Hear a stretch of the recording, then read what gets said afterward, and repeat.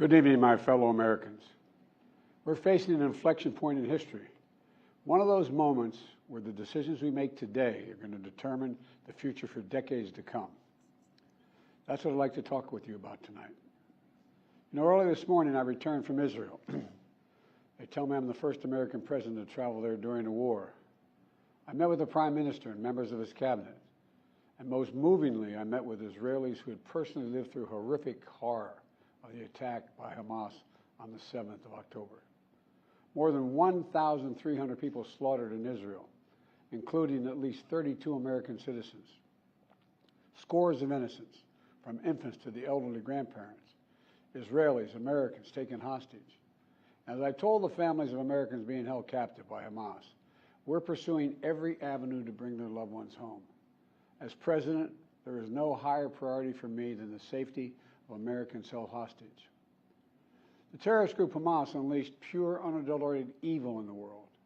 But sadly, the Jewish people know perhaps better than anyone that there is no limit to the depravity of people when they want to inflict pain on others. In Israel, I saw people who are strong, determined, resilient, and also angry, in shock and in deep, deep pain. I also spoke with President Abbas, the Palestinian Authority, and reiterated that the United States remains committed to the Palestinian people's right to dignity and to self-determination. The actions of Hamas terrorists don't take that right away. Like so many other, I'm heartbroken by the tragic loss of Palestinian life, including the explosion at the hospital in Gaza, which was not done by the Israelis. We mourn every innocent life lost. We can't ignore the humanity of innocent Palestinians who only want to live in peace and have an opportunity. The assault on Israel echoes nearly 20 months of war, tragedy, and brutality inflicted on the people of Ukraine, people that were very badly hurt since Putin launched his all-out invasion.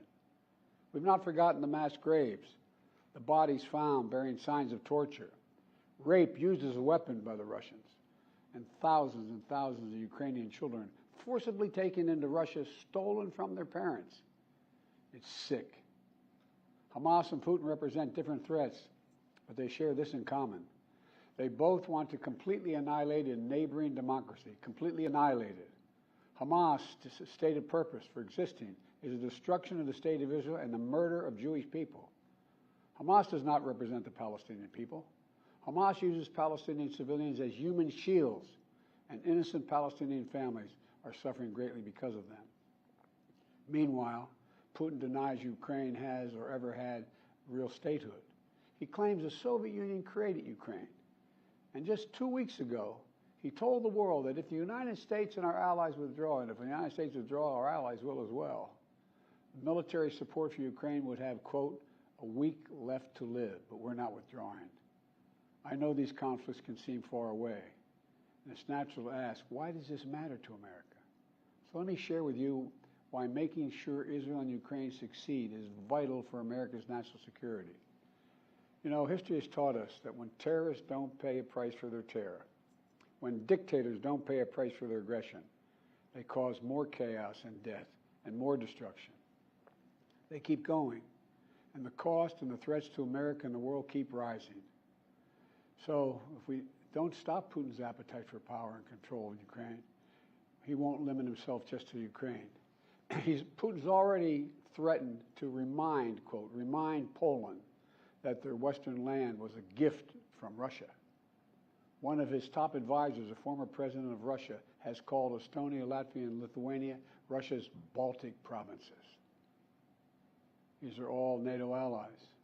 For 75 years, NATO has kept peace in Europe and has been the cornerstone of American security. And if Putin attacks a NATO ally, we will defend every inch of NATO which the treaty requires and calls for. We'll have something that we do not seek.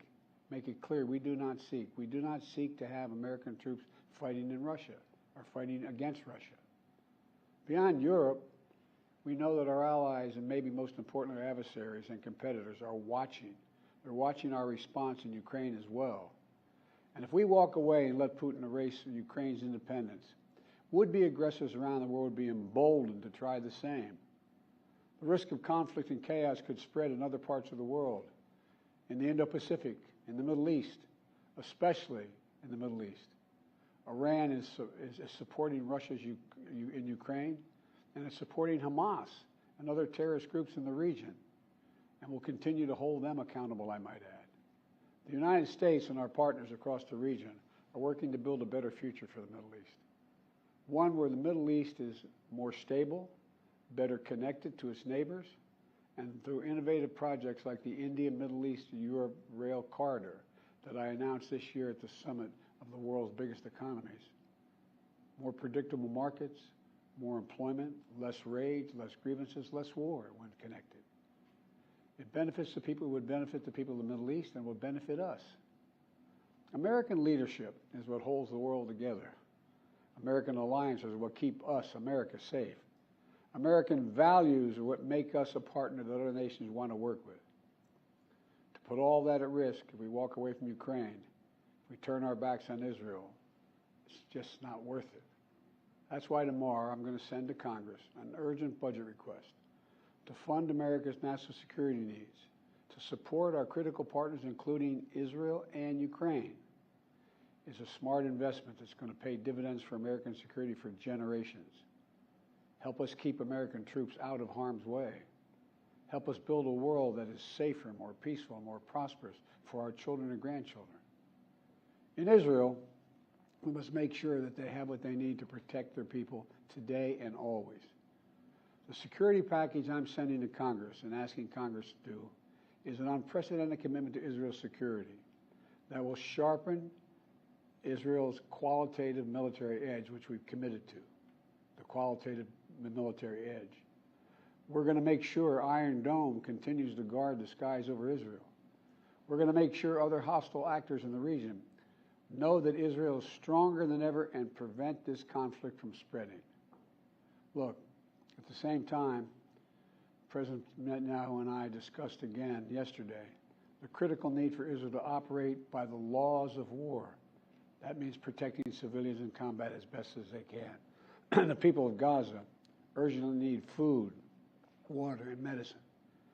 Yesterday, in discussions with the leaders of Israel and Egypt, I secured an agreement for the first shipment of humanitarian assistance from the United Nations to Palestinian civilians in Gaza.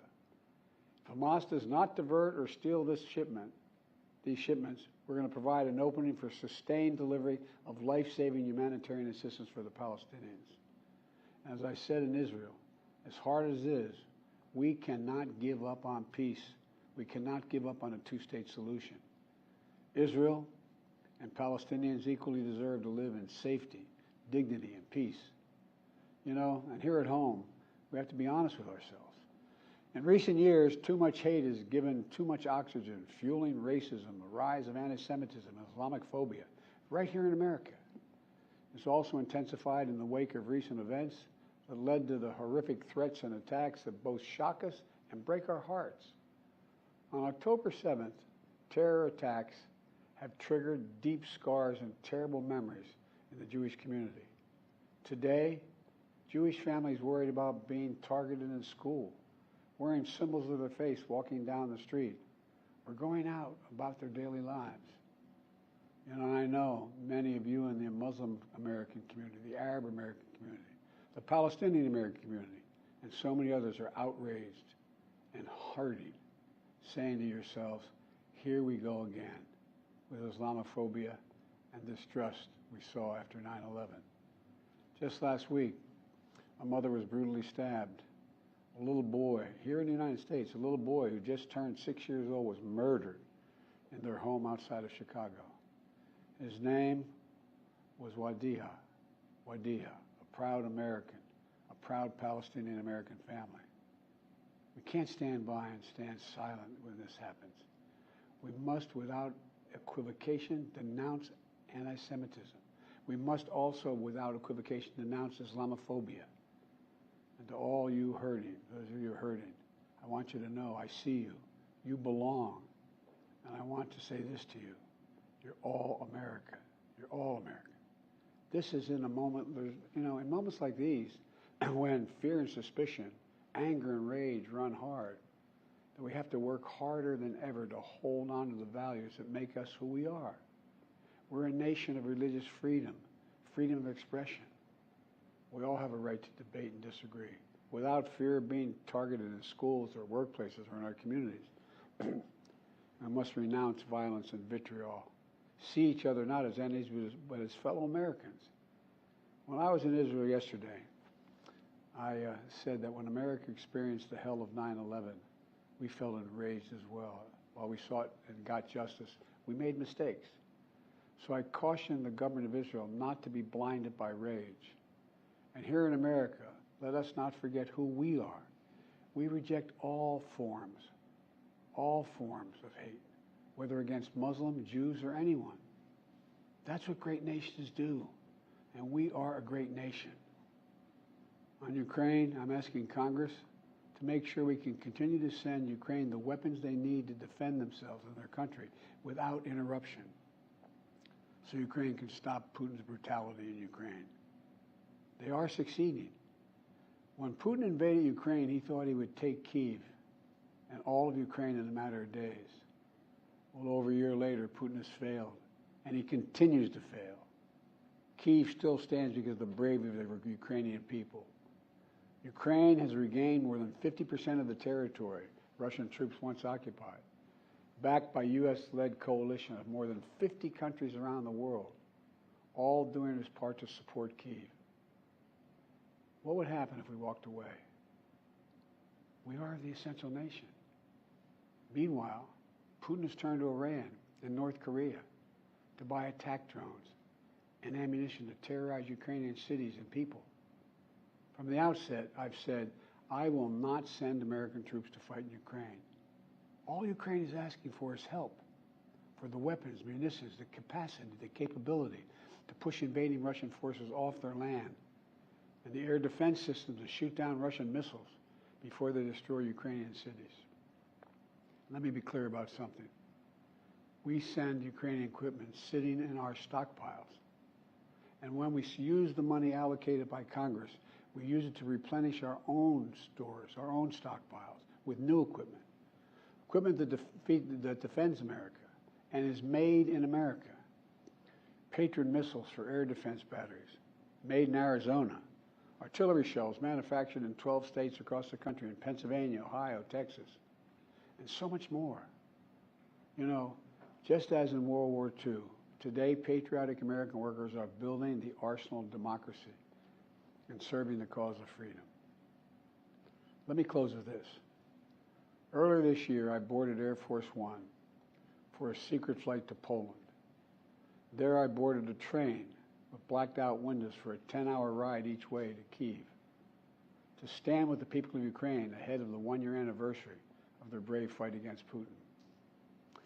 I'm told I was the first American to enter a war zone not controlled by the United States military since President Lincoln. With me was just a small group of security personnel and a few advisors. But when I exited that train and met President Zelensky, I didn't feel alone. I was bringing with me the idea of America, the promise of America, to the people who are today fighting for the same things we fought for 250 years ago: freedom, independence, self-determination.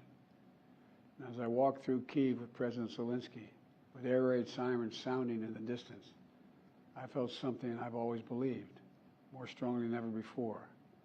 America is a beacon to the world. Still. Whereas my friend Madeleine Albright said, the indispensable nation. Tonight there are innocent people all over the world who hope because of us, who believe in a better life because of us, who are desperate not to be forgotten by us, and are waiting for us. But time is of the essence. I know we have our divisions at home. We have to get past them. We can't let petty, partisan, angry politics get in the way of our responsibilities as a great nation. We cannot and will not let terrorists like Hamas and tyrants like Putin win. I refuse to let that happen. In moments like these, we have to remember who we are. We are the United States of America. The United States of America. And there is nothing beyond our capacity if we do it together. My fellow Americans, thank you for your time. May God bless you all, and may God protect our troops.